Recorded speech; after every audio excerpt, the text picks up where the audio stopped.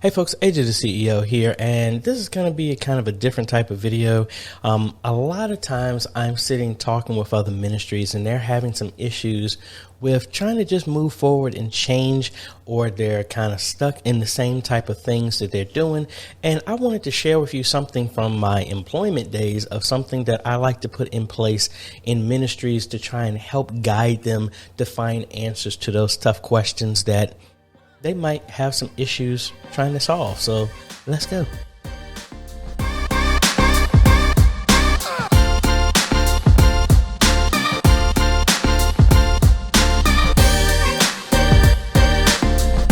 Hey folks, AJ the CEO here. If this is your first time stopping by the channel, thanks for stopping by. And on this channel, we focus on tips, training, strategies, reviews, and builds to help modernize your media ministry. So if you're new here, consider subscribing. And if you like what we're doing here, consider becoming a patron or a YouTube member by clicking one of the links down below. So what is one of these steps? It's in my employment days, I was actually I think a green belt in Six Sigma. It is a procedure of handling certain different situations in business. So what I want to take from that is one aspect that I like to do and use in different situations when I talk with people or try to find a situation, the answer to a situation. It's called the 5 whys. Now, what is the 5 whys? All it is you ask a question and you don't stop asking why until you go down 5 levels. What's the purpose of that? It helps remove the basic knee-jerk reaction to the answer that most people would normally use, and it forces them to move beyond that. So what is the 5 whys? Simply, how I like to twist it a little bit, is you ask a question, you ask why, but then once you go down to the next layer, you cannot use your first answer to answer the next why. And you keep doing that until you get down to the bottom.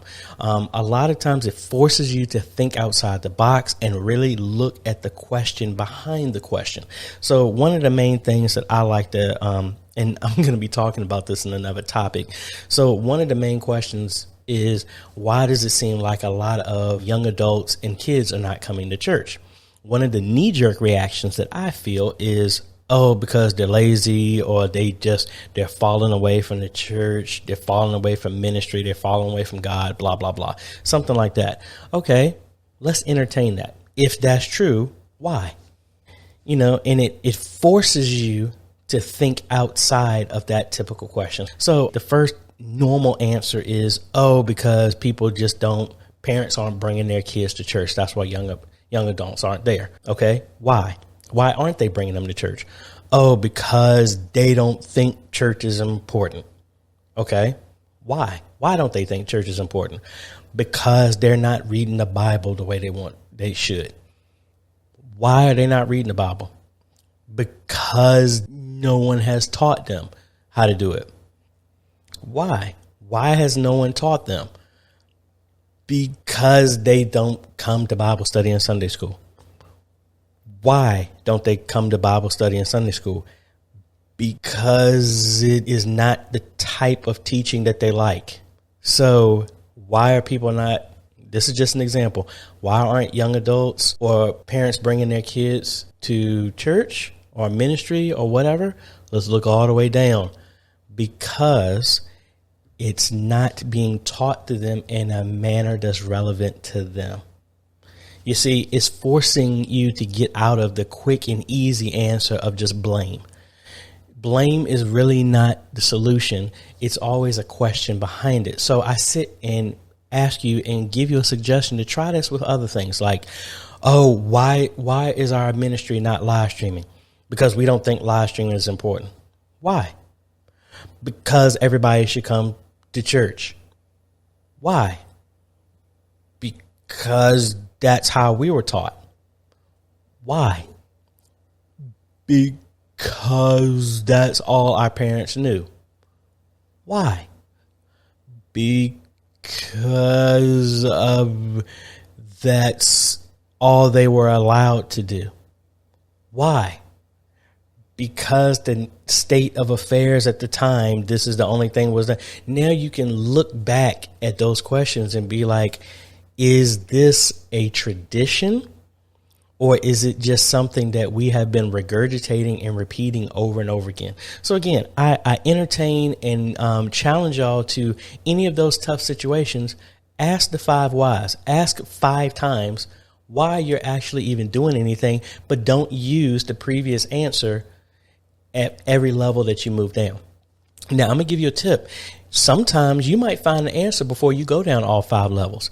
And another tip is if somebody starts getting emotional with their answers, angry or sad or anything like that, you're seeing that that is a stronghold in that area that may be the cause for why they're doing something. If somebody getting angry about something, you're challenging something that they're used to. And again, the 5 whys are not to fight or anything like that.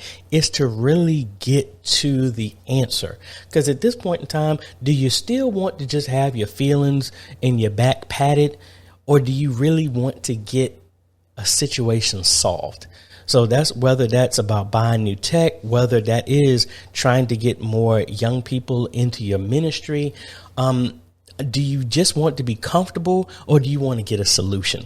So again, really short video, but this is just what came to my mind when I was driving to church this morning, and it just made me sit back and think, this is what we used to do in the corporate world when we were trying to find the real solution to a problem that it seems to be evading everybody. Take that same skill and try and use that in different aspects of your ministry. I think you would be surprised just how much you can actually find out when you're forced to keep asking why 5 times and you're not allowed to use the same answer for every level. You can probably get to the heart of a lot of situations and really open your mind to different aspects that your initial view is forcing you to, is blinding you from real truth that you can actually find. So hopefully that helps. We're going to be talking about some other stuff like this in an exciting little project that we have coming up pretty soon. Stay tuned. That way you don't miss out when we do that. And how you could do that is make sure you have that bell notification on.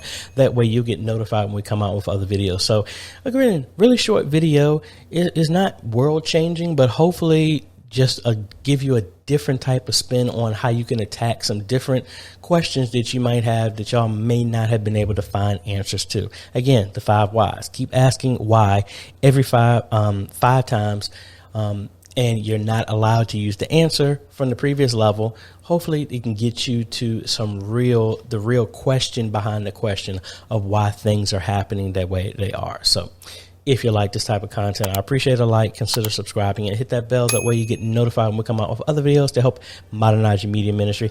Thanks for watching, folks. This is AJ, and we will see you on the next video. Later.